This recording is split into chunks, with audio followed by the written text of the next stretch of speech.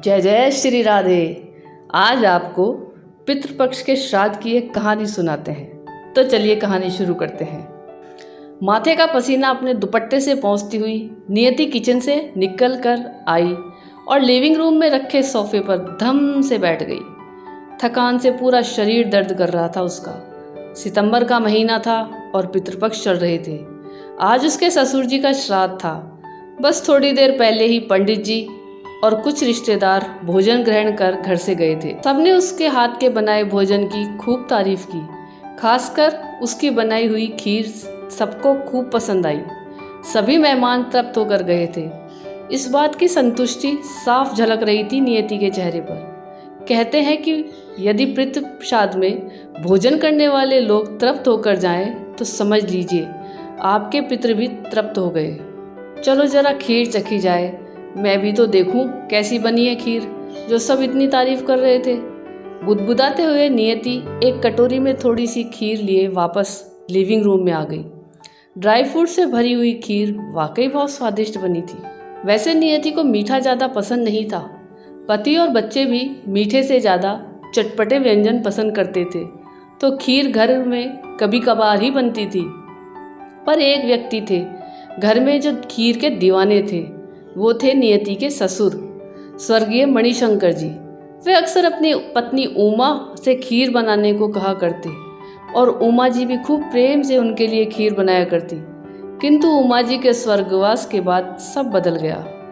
एक बार मणिशंकर जी ने नियति से कहा, बहू थोड़ी खीर बना दे, आज बहुत जी कर रहा है खीर खाने को। इतना सुनते ही नियति उन पर बरस पड़ी थी।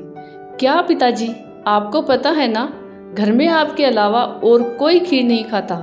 अब मैं स्पेशली आपके लिए खीर नहीं बना सकती। और भी बहुत काम रहते हैं मुझे घर पर, और बुढ़ापे में इतना चटोरापन अच्छा नहीं। बहू से इस तरह के व्यवहार की कल्पना भी नहीं की थी मणिशंकर जी ने। दिल को बहुत ठेस पहुंची थी उनके। उस दिन वे अपनी स्वर्गवासी पत्नी को याद कर खूब रोए। बस उस दिन से उन्होंने नियति से कुछ भी कहना बंद कर दिया। कभी कभी बहुत इच्छा होती उन्हें खीर खाने की, पर बहू के डर से उन्होंने अपनी इस इच्छा को भी दबा दिया।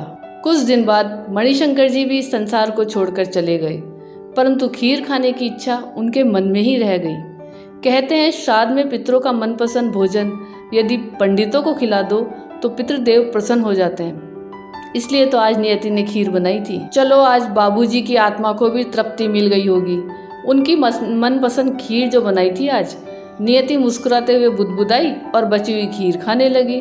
तभी उसके कानों में एक आवाज़ सुनाई दी, बहू थोड़ी खीर खिला दे, आज बहुत जी कर रहा है खीर खाने को। एक बार, दो बार, कई बार ये आवाज़ नियति के कानों में गूंजने लगी। ये उसके ससुर जी की आवाज़ थी। नियति थरथर कांपने लगी। उसने सुना था कि पितृपक्ष में पितृ धरती पर विचरण करते हैं। डर के मारे नियति के हाथ से खीर की कटोरी छटक कर जमीन पर गिर गई। उसने दोनों हाथ अपने कानों पर रख दिए। उसे अपने ससुर जी से किया हुआ दुर्व्यवहार याद आ गया। अनायास ही उसके आंखों से पश्चाताप की अश्रुधारा फूट पड़ी। अब कमरे में एक अजीब सी शांति थी। सब कुछ एकदम शांत। अशांत था तो बस नियति का मन।